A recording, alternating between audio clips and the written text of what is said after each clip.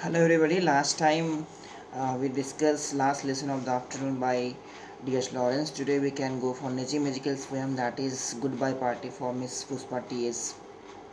Before Neji Magical actually was educated in Mumbai and also was educated in London. So he was aware of the cultures of both the places India, because he was brought up in Mumbai and educated in Mumbai and also educated in London. So, and after returning from London, he went to compose many poems and also wrote many plays and also worked as an art critic. So what he has written, this poem has a lot many things to say to Indians. This actually has a mockery also. So before I go for the poem and say what is the exact theme of the poem, I can simply talk about certain things that is really going to make you understand what Nizam Ezekiel is trying to convey. You know, I must say you one thing. What happens when British people came to India? They made us Indians feel that you people actually are not good when it comes to language, when it comes to culture, when it comes to your dress sense. Nothing is good here. And also your color is not good, that's black. So they somewhere try to make us feel inferior. They try to make us feel that we don't deserve anything and they are better than us. I must say, if you want to rule over others, you have to do one thing. That is, you have to make that other people feel that they are not good and you are better than them. And these people, if they want to match you, they have to follow you. They have to learn the methods, the manners, the language, the culture, and the dress sense that you have. This is the easy way to colonize someone's mind. You can do one thing. You just make your language not good. This is what is happening even today in India. That those who cannot speak in English, people just don't like them in that sense that they are not that much educated. They must not be belonging to a good family. So it has become a symbol for their status. Are they from a good family? Were they educated in a good school? So this is what we judge through the use of their language. Can they speak in English properly? Are they good at grammar? Does their pronunciation is right? Can they speak like Americans or British people? So all these have become parameters to judge a person's cultural, language and social background. We judge on these people. This person seems to belong to a village because he cannot speak English. This person seems to belong to a poor family because he cannot speak English. I must say this is the criterion that we have nowadays. We have been sitting in India, and that language difference, because I myself have experienced language and the medium changes, and I have known that how it happens, that there is discrimination even today on the ground of language. This can be debatable, but I am just trying to make you understand that language, that is English, has been given that much of importance in our country that those who cannot speak English are not considered to be educated, are not getting jobs, and are not considered to be that much intelligent also. So the language has become a ground for all such measurements, like your quality, your being rich or poor, your being this or that. So many things are there. So in this poem, actually, what Nazim Ezekiel is doing, he's making mockery. He's having fun at the people who are not being good at speaking English and whose grammar is not good. Grammar actually matters, because what happens, this is the case. If you go to England and you return from there, you treat yourself that you belong to England and you start despising Indians. You start saying that they don't deserve that much because I am returned from England and I have learned so many things there, their culture, their way of talking, their language, their dress sense, and these poor people are not having all these things. Actually, this is not a reality that this is good, this is the bad. But the problem is that this mindset, from where this mindset has come. Any mindset that is told to you is not the result of 1 day or 2 day job. It's actually result of centuries. For centuries, things have been told and said. This is what is expected from this. This is what is expected from this, and on the ground of that, we have said the things. As I have talked to you earlier, also in the case of men and women, there are certain roles which have been fit to women, and there are certain roles which have been fit to men, and that has been taking place for centuries. That's why we think in those parameters only, and we start judging on those parameters. The same is case in everywhere where there is discrimination, where there is the problem with judging people, knowing people, how they are good or bad. So here the case is a person is despised on the ground that he does not know language. His grammar is not good. So I must say, here what happens, Najim Ejkil has returned back from London and he's just making fun of Indians who cannot speak good English and their grammar is not good.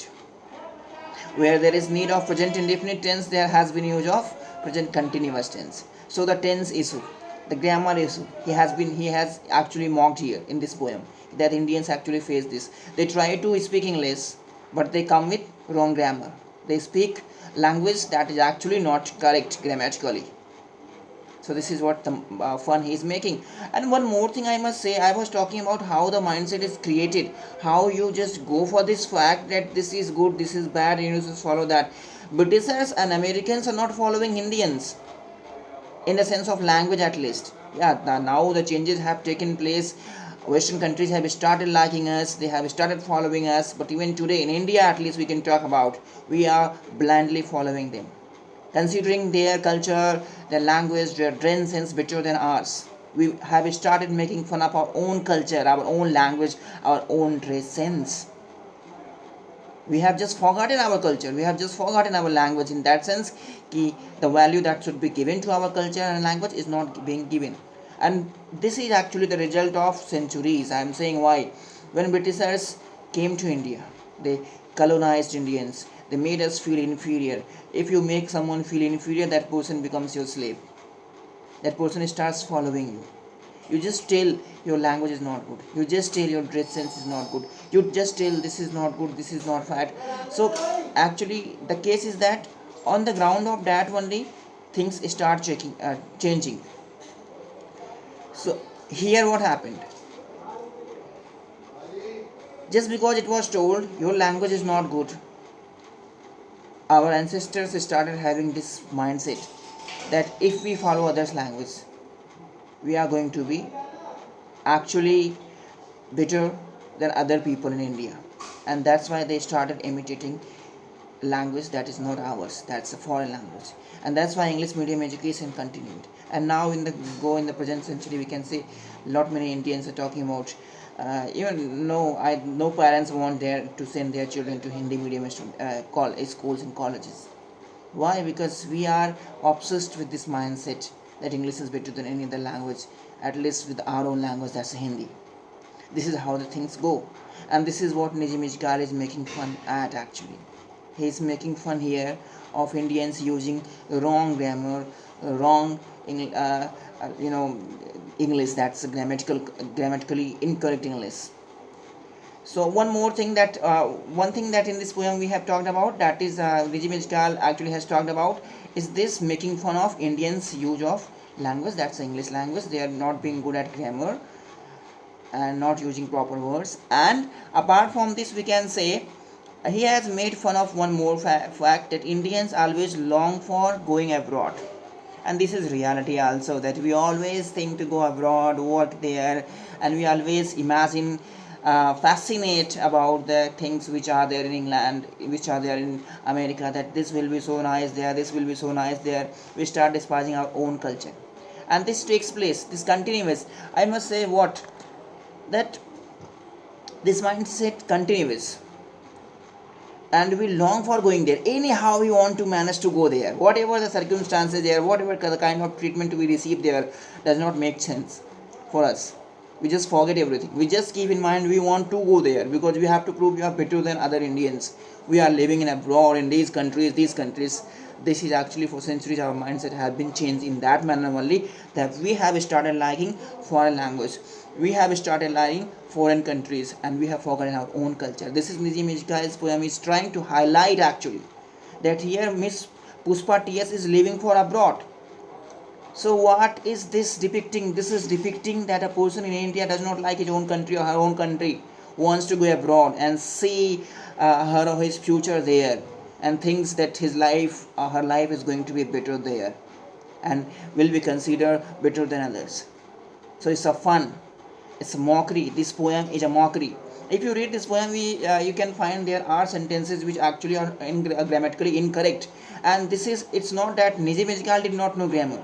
It was he has deliberately used incorrect grammar to highlight this fact that Indians use this kind of language only. They are trying to be English like, they are using English, but the case is that their grammar is not right.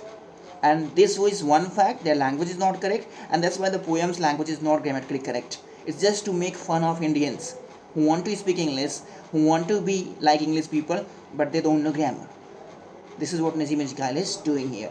And this is one thing. And another thing that he has done in the poem is he has tried to depict that Indians feel proud to go abroad, to be there, to study there, to work there. They don't like their own culture.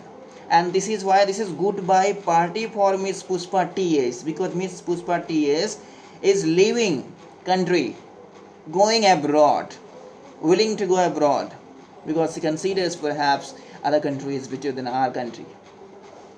So this is what is there. You can just have actually if you go for the poem and analyze in depth, you can find that this is dealing with the post-colonial theory. Even after English people left us, our minds are controlled by their the way they want it. We still long for them, for their culture, their language, their dress sense, everything.